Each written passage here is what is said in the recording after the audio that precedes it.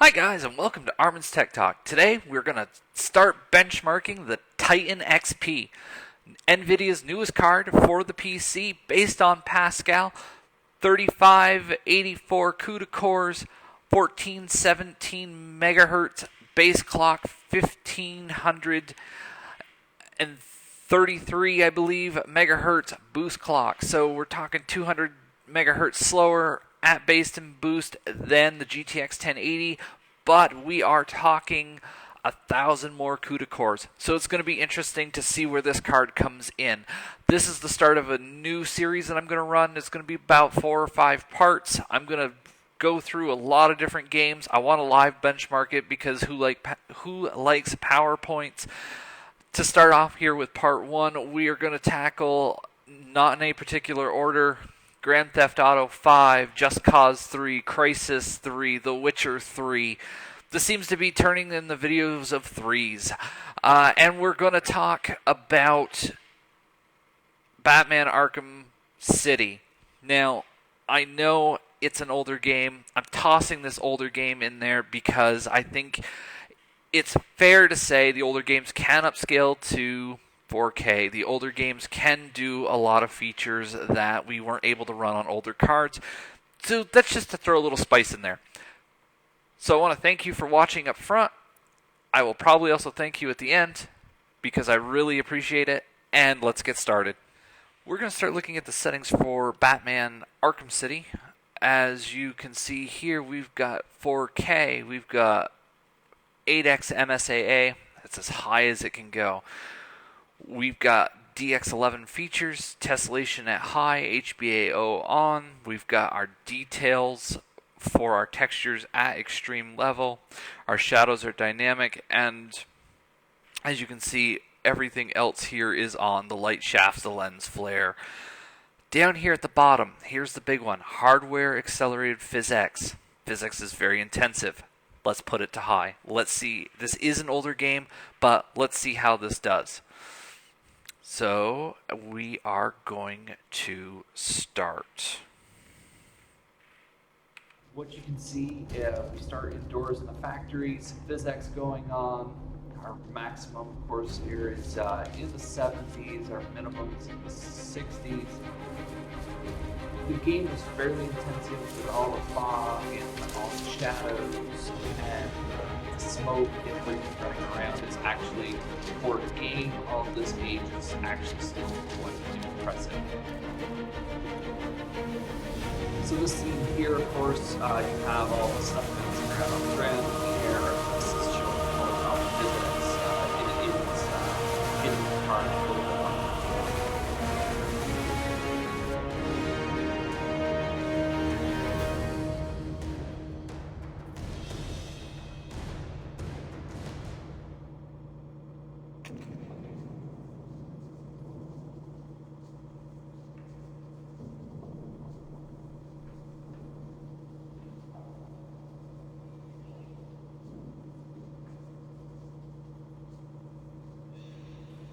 So the benchmark is coming to an end. Our minimum, of course, of 44, our maximum of 81, our average of 71. Quite impressive 4K max settings. One thing I do want to actually bring up, because I attempted running this earlier on OBS software, if you are streaming and you are recording, you are going to see a significant hit, roughly of about 10 frames. The card was getting anywhere from 61 to 63 frames. So you do take quite a bit of a performance hit. You still are over 60. It necessarily isn't the end of everything. You shouldn't dip much below that, but if you're looking for a very smooth streaming experience, that may be something you want to be aware of. So with that being said, we're going to move on to our next game. Hi guys, and welcome to Rise of the Tomb Raider. This game is a sequel, of course, to 2013's Tomb Raider reboot. I've heard fantastic things about the game. Haven't really gotten that deep into it yet. Still trying to catch up and finish the first one so I can move into this. But my gameplay habits are not why we're here today. We're here to see how the Titan X fares. As you can see in front of you, we are looking at some pretty high settings. I have decided to use Nvidia's VXAO for this test. This is their lighting model that they showed around the launch of Maxwell. So here we are on Pascal. We're going to go ahead and use it, see how it fares. As you can see, everything else is set too high. Dynamic foliage will not go any higher. Just to scroll down, pure hair of course is on. We could set that to very high as well. I think on is sufficient. I mean, unless you're really into hair.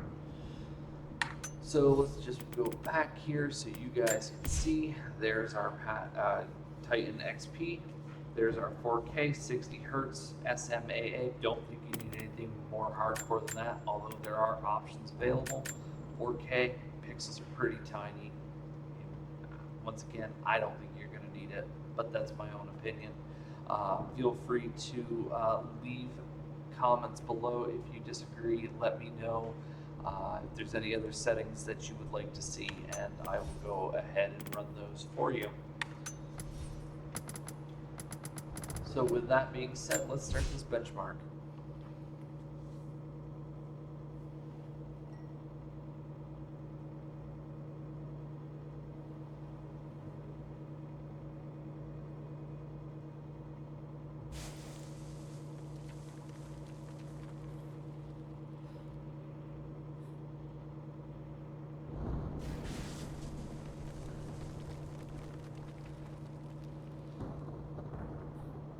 Some of the most demanding pieces to this game don't come till a little bit later in the benchmark. Once you get to the geothermal valley,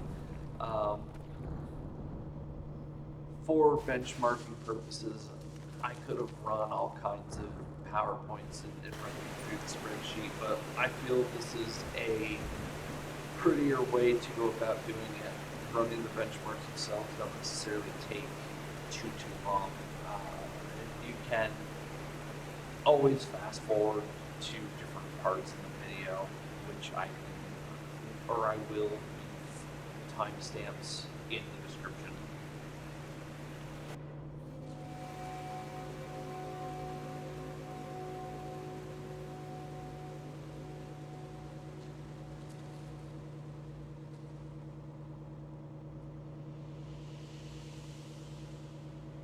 And so the video is getting pretty close to wrapping up here, the benchmark I should say. We're getting to the end of the geothermal valley here.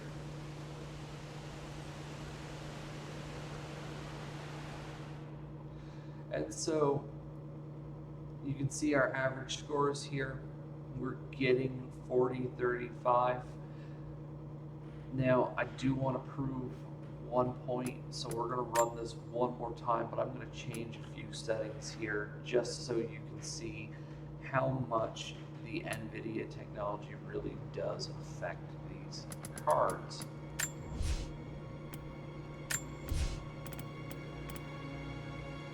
So we're going to take that VXAO, we're going to switch it down to HBAO. You can see that there was actually a little bit of a lighting change.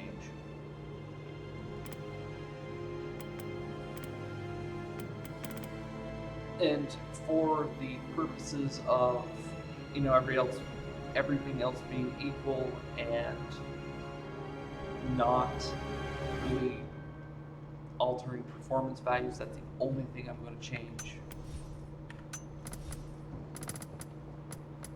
And we're going to go back and we're going to run it again.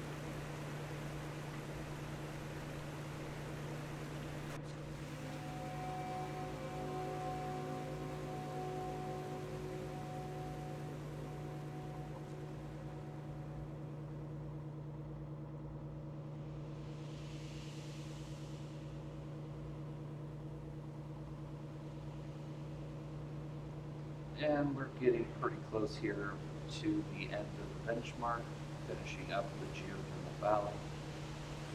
See a little bit of the fog rolling in over to the side. So HBAO alone, we gained an extra 5 frames. That's, you're talking 11, 12%, maybe a little bit more. That's quite a jump considering when you're talking low frames, especially at the high resolution. So unless you have a very proficient card, one that has, all the RAM and all the CUDA cores and all the clocks, you're going to have some issues. Now, of course, you can play with settings a little bit to see if you can get that 60. Of course, you can get that 60. You're not going to be running everything at max. There are other things you can, of course, turn down to get some extra frames. I'm not going to run the benchmark again to spare you, but shadow quality you maybe could turn down. The level of detail, if you went from very high down to high, you would gain quite a bit in your frames. Even dynamic foliage, it's taking quite a bit out of the card to compute these things. Now, there was one other test I could run. I may do it as a very, very quick separate video if you guys request it, just to show the difference in performance if you're using SMAA versus SSAA 2X and I believe it's 4X, which is available in this game here. I'm just going to check real quick. Yeah, 2 and 4X. So if you guys want to see that, let me know. And with that being said, we're going to move on to the next game. Hello and welcome to The Division. This is going to be our third and final game for part 1 of the GTX Titan XP benchmarking. The Division is a very, very demanding game. It has brought lesser cards straight to their knees, even on the consoles, which the game is optimized for directly because they don't have a lot of hardware configurations. It still runs it runs okay, but it's not great. It's medium settings, but we're not here for medium settings. That's not why we PC game. Whether you want to say it's master race, whether you want to say you just want the best or you want the most expensive thing. I want the best experience is what I'm after. Whether it's playing a game, going to a movie, driving a car, I want the best experience I can get my hands on, and but I think that's something everybody should strive for. Now, with that being said, let's get into our settings here real quick. We are going to put them at Ultra. We are going to take and shut off VSync because we don't need VSync. Frame rate limit, of course, is off, and even though Ultra sets the stuff to high, guess what, guys?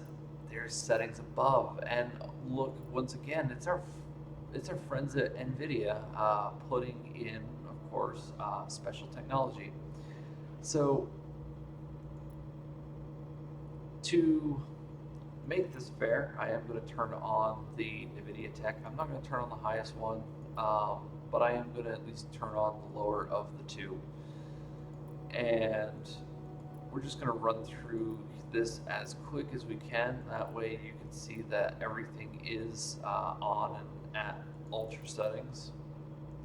SMAA, I'm only going to put that on low, and the reason being is, once again, and I've said this in a couple videos, or a couple parts of this video now, at 4K you don't need a lot of anti-aliasing. You need some, especially if you have really, really sharp, good vision, but you don't need a lot. So our reflection qualities, we're going to put those up to high. We're going to keep our fog at ultra. As you can see, everything is just about as high as you can get it. The only thing I'm gonna not really stress to the max here is we're gonna bring down our streaming distance just a little bit, not a lot. Um,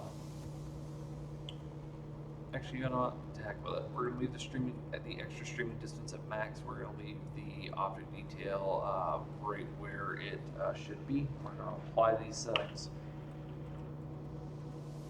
Do you want to keep them? Of course I do. So we're gonna quickly restart, and I'll be back with you here in just a moment. And I want to welcome you back here. So just to show you, there's no funny business going on. Going to scroll down through these here real quick. You can see all the ultras, you can see all the highs, you can see the very highs. Details the same. You can look over here at the video 3840, 2160, and so with that being said, let's start this benchmark.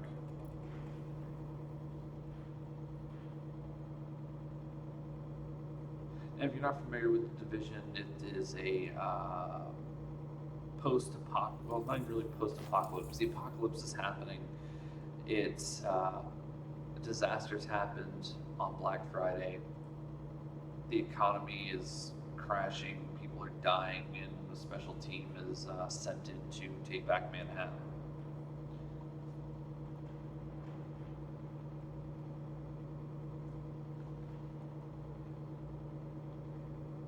So very tiny in the upper left hand side of the screen, you should see a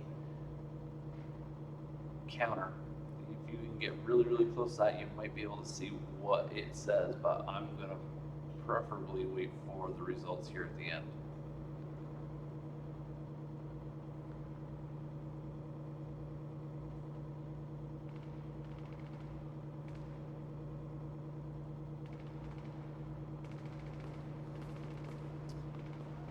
At one point I did run this test, I put the settings on the game to medium, and it actually, I could see visible screen tearing, which was kind of funny. So this, no matter what our frames come out to be here, I mean, do know that you can at least do this in 4K at console settings. I mean, and it's going to be, unless you have a 75 or 120 hertz monitor, it's going to do better than your 60 hertz monitor, and which of course is definitely better than PS4 and Xbox One. Of course, it should be. It's a $1,200 card. I mean, you can buy 3 PS4s for the price of a Titan XP. So here we go. It's frames are coming in. And our average, of course, was 40.4, our typical 40.7, almost 41 frames. Now, the interesting thing here is, even though our GPU was maxed out, the CPU was actually getting a decent bit of usage, even at these high settings. So, in another generation or so, I mean, this card will...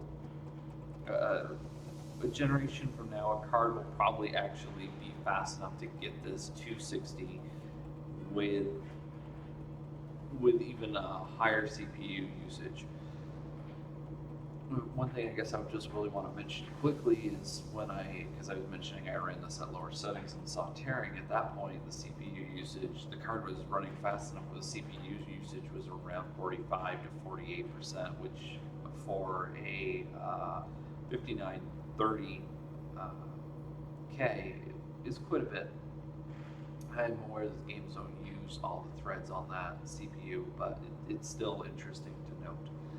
So with that being said, guys, I really want to thank you for sticking around, watching this video. This is the end of part 1. Part 2 is coming. We are going to touch on GTA 5, Crisis 3, and what some other games that I feel would be interesting to throw into the mix. So stay tuned for that, and I will see you in the next video.